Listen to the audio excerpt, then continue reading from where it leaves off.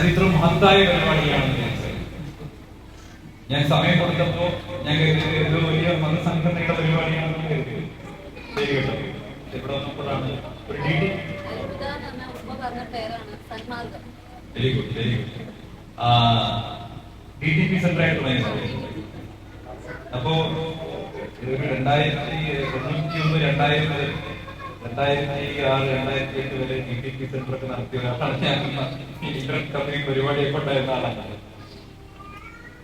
അപ്പൊ എന്റെ റിസർച്ചക്കാരിയാണ് സെന്ററിനെ ഡെവലപ്പ് ചെയ്ത് കൊണ്ടുവന്ന് അതിനൊരു വലിയ കമ്പ്യൂട്ടർ പഠന കേന്ദ്രമാക്കി മാറ്റി അവിടെ ഒരുപാട് പാവങ്ങൾക്ക് സൗജന്യമായി പോലെയുള്ള സാമൂഹ്യ സേവനം ഇത്ര ഗംഭീരമായി സംഘടിപ്പിക്കുക എന്ന് പറഞ്ഞാൽ ചെറിയ കാര്യമല്ല.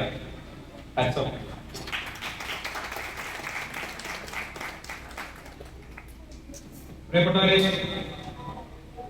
ഇവിടെ ലാപ്ടോപ്പ് അടക്കം കൊടുക്കുന്നു എന്നാണ് ഞാൻ മനസ്സിലാക്കുന്നത്.